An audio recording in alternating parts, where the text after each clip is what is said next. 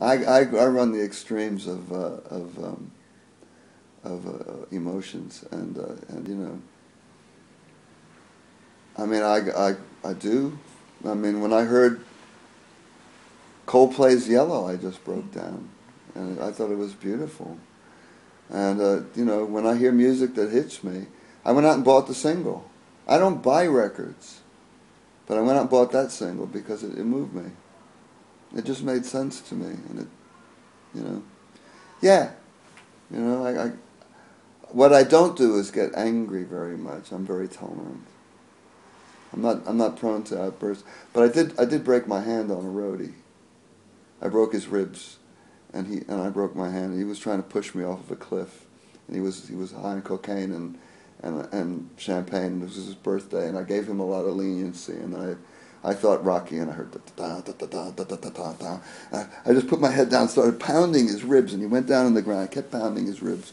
He said, "Stop, stop." I said, "You promise you're going to stop?" Yes. So I got back to the hotel, and then I'm sleeping, and I feel these, under my pillow, something hurts, and I see 5 bananas for fingers. Wah, wah, wah. I didn't play guitar for a year. Really? That's how I left the Derringer Band. I didn't quit the Derringer Band. I broke my hand on a roadie for the New York Jets football team. And so they get a lot of broken bones. But he set my hand. He said it perfectly. He said he wasn't sure. Which hand was it? This one. He said he wasn't sure I'd ever play guitar Let's compare again. it to the other hand. This is fine. Oh, mine He are did a in great Same job. case. Yeah. Hang on. And it was in a You cast. can't even see the difference. Yeah, can you? it was in a cast for 4 months. Was it? And yeah, and then I decided, what do I do now? And I thought I had all these demos from around the world that I've done. I'll polish them up and put them out. And I presented them to, actually I didn't present them. I went to the Hit Factory to have copies made with a view to move back to the UK in 1984. And Eddie Germano's son, Troy, Eddie Germano owned the Hit Factory, said, wait a minute, I want my father to hear your stuff. So Eddie Germano had a deal through Yoko Ono with Polygram, and, you know, from when John was still alive. And he said, I'll put your stuff out on my label. And so I thought, well, I don't have to leave New York. I've got a record deal here. I had a manager who said he couldn't get me a record deal, which he was a liar. Because I didn't even try to get a record deal. I just went to make tape copies and I got a record deal. So that's going to be in my book. It's, You're writing a book. yeah, of course. Something else that leapt at me when I was reading about you in that way was the fact that you nearly eloped with someone. I'm spontaneous. I'm very spontaneous. How did you nearly and then not? Well, she was 17 and I was 25. Yeah. And I had Was that the maturity to know that if the relationship was going to last, I'd wait until she came back and we'd get married then. Oh, right. So it was because she was 17. Well, she was certainly mature, a mature 17. She was more mature than I was. She was John Phillips of the Mamas and Papas' daughter, and so she'd grown up in show business. She was no novice in physical matters, and although in her book she does make me look like quite the my stodometer went up to 11, as I'd say in Spinal Tap. So, you know, she said a lot of bad things about people in her book, but not me. That's nice. So, yeah, I got 2 pages in her book. And that's really it's sweet. called High on Arrival by Mackenzie Phillips, about her battles with drug addiction, which she was not a drug addict when we were dating here in London. We met at the... every summer there's Belgravia summer fair, and we were just sitting next to each other, both drinking, And we just turned to each other and started kissing. It was spontaneous, as I say, very spontaneous. And that was the beginning of a summer of romance. What finished us was that Pete Way from the band UFO called me up and said that, "Hey, Alan, your bird is snogging with that fella from Little Feet, Lowell George." And so I called Mackenzie. I said, "Is it true you're kissing Lowell George from Little Feet last night? Because my friend from UFO, Pete Way, said he saw you." And Mackenzie said, "Yeah, you have a problem with that?" Because she was brought up free love and everything. Yeah. And my mother taught me to be territorial and very, So we had very different upbringings. And I said, "Yeah, I have a problem with that. We're finished." Click. A few hours later, she's overdosed on the Hollywood Boulevard. She didn't expect me to break up with her. How awful. And I asked her, "Was I the beginning of your downward spiral? Was that?" And she said, "Maybe." Well, we're still in touch. Yeah, no, that's good. Yeah, she said, "I don't know if I didn't mean to pry into all that. what I was really interested in was that emotional thing. Spontaneous thing. Yeah, it's definitely coming out, isn't it? Yeah. It's definitely what. Well, I got married spontaneously. I mean, my first marriage was totally spontaneous. If I should find that my wife or girlfriend is cheating on me, the way I respond to that is to do it 100 times more than they do. That's the only way I balance it. So that's what we're hearing in your music. Yeah, it's extreme. It is. It's like yeah.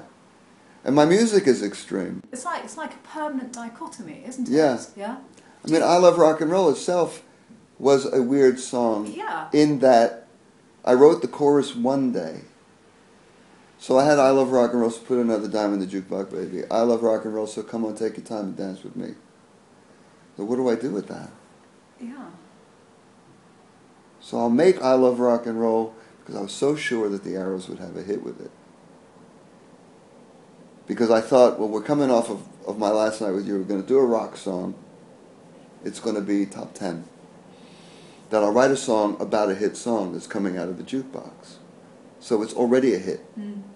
So there's these two kids picking each other up, two 17-year-olds picking each other up in a disco, and they're going home singing "I Love Rock and Roll," the song that's their favorite song, coming out of the jukebox. So it's like looking in 1,000 mirrors and seeing your reflection back.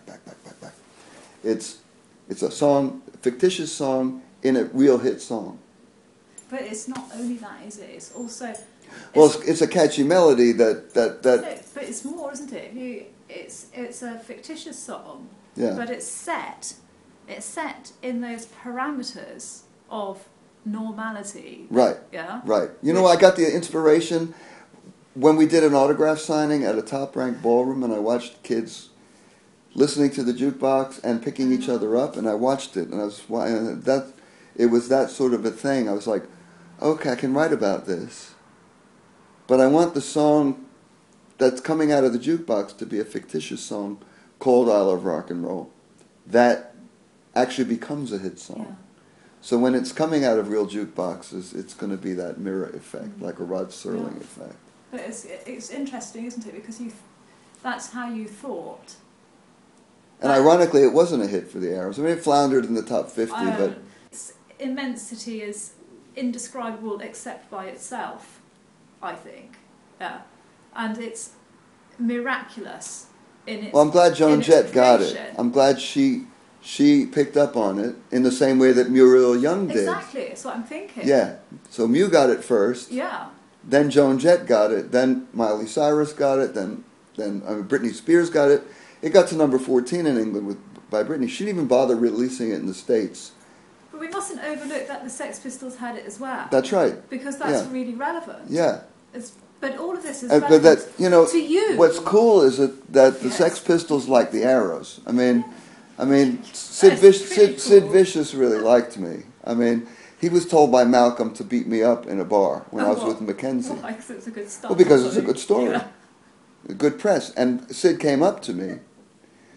And he was told by Malcolm to hit me with chains, and Sid didn't know that I had a flick knife in my pocket that was this big, because I'm a New Yorker, so it could have got really ugly, but Sid just looked at me and said, "Hello, how are you?" He was really sweet.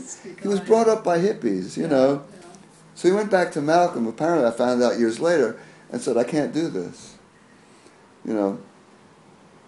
I mean, I knew all the whole sex shop and seditioners. My upstairs neighbor was Cheryl Newton, who worked at the shops, and Alan Rag and Bone Jones was my buddy too, who worked at the Portobello Hotel.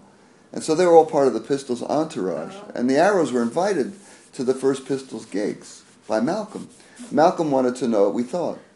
So I said, the singer's cursing at the audience. And I've been taught by Mickey Mouse, you got to be polite to the audience. Good evening, ladies and gentlemen, you know. And Johnny Rotten's going like, you're stupid. Why are you still here to the audience?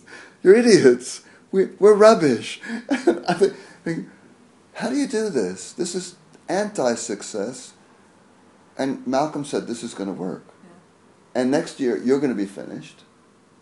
Susie Quattro, Mud, The Sweet, all of you are going to be swept aside. This is the new way forward. And I was like, you're mad. He said, watch it. It's going to happen. Mm-hmm. And it did. Yeah, it did. Yeah. And then Sham 69 followed. Right. Mm-hmm. So the Arrows, you know, what most people don't know is in 1975, after I Love Rock and Roll wasn't promoted, Paul Varley and I tried to jump ship, and we formed a group with Ian McLagan from The Faces and Tetsuya Yamauchi from The Faces, who was my bass player in Japan before he was in Free. Right. And it's very complicated. My book is going to be very, very... That's why it's taking so long to write. It's very complicated. Anyway, we went into Island Studio, cut 3 songs, and they were really good. And we call it the Arrow Faces, I don't know, something like that.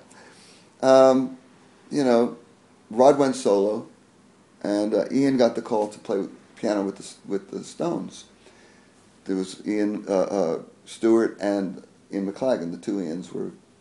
And Ian said, "I'm sorry, but, you know, I'm not going to be able to do this project." And then Tetsu said, "I'm going back to England." So then we got the TV series, so it was a moot point. And so everything kind of worked out. And we did one last single with Mickey Mouse, Hard Hearted, which I was the only Arrow on that record. Mickey got so fed up with trying to produce us as musicians. So I played bass, and Chris Betting played guitar. It was Clem Catini on drums.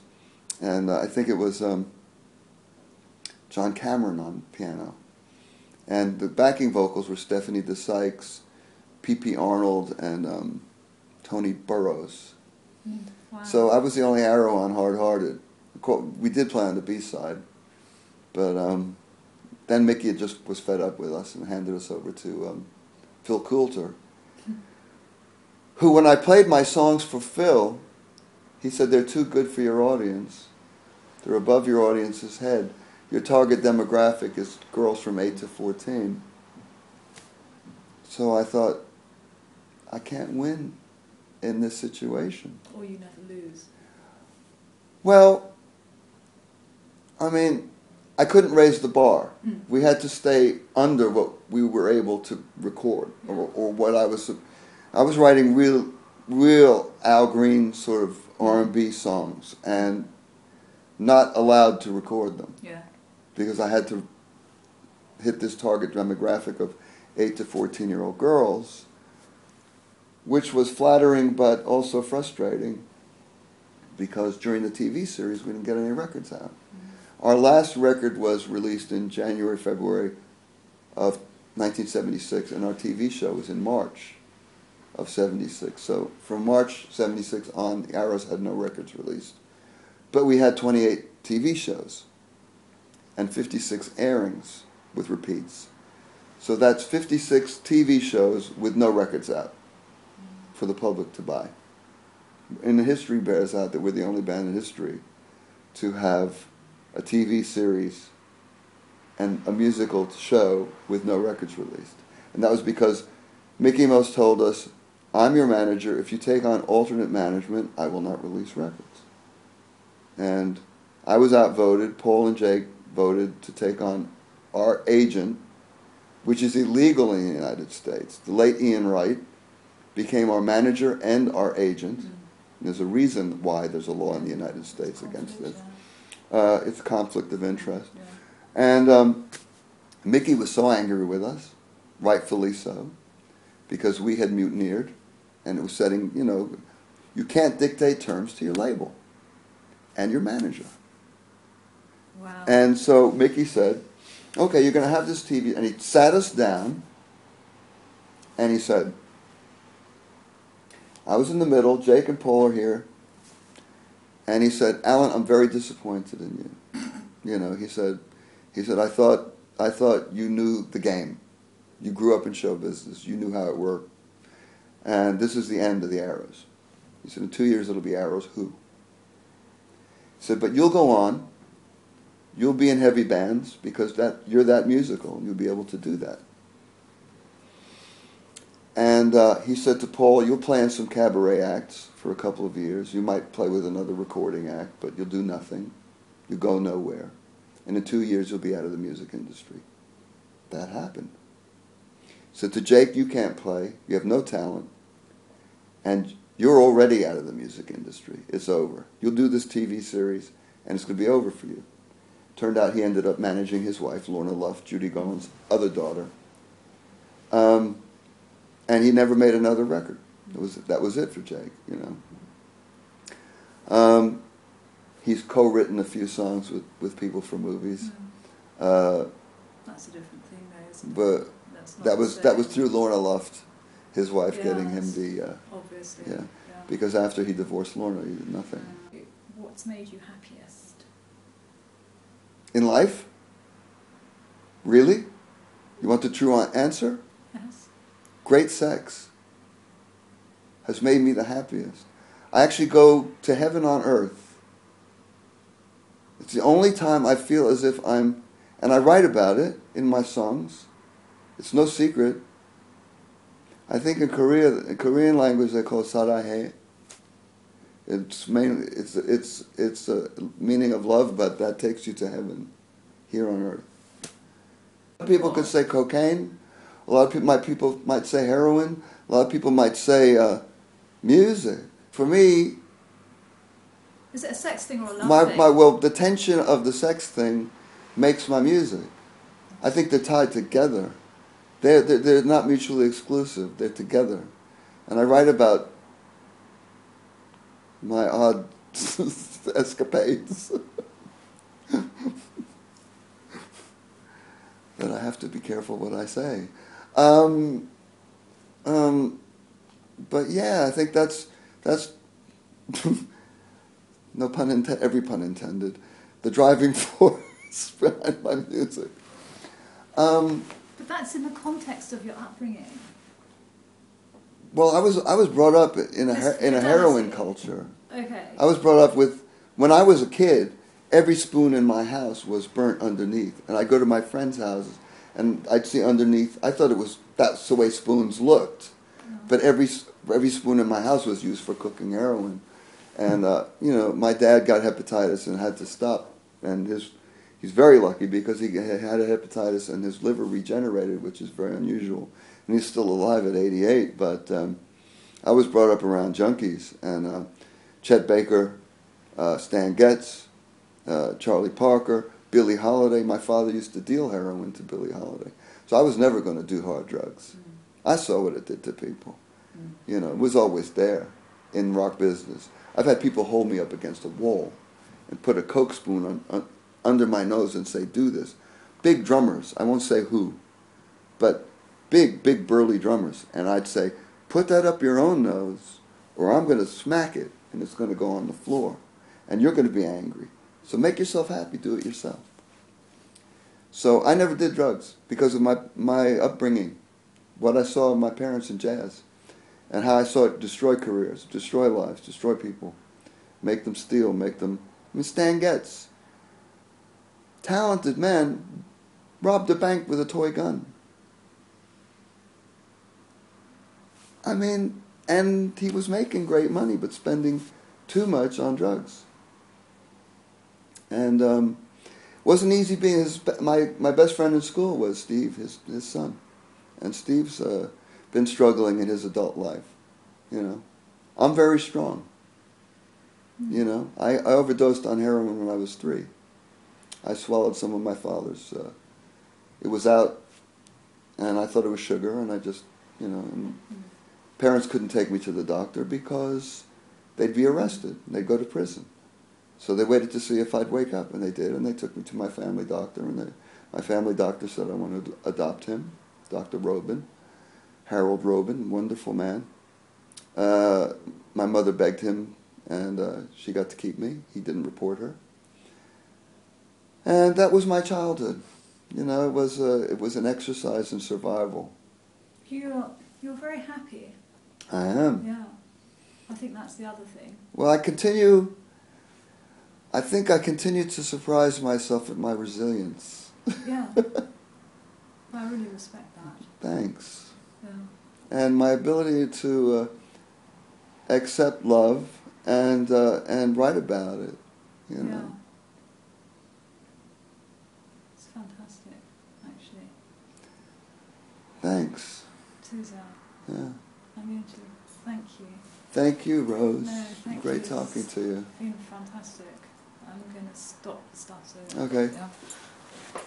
Sayonara, sayonara, sayonara. That's the way they ended the film reviews in Japan.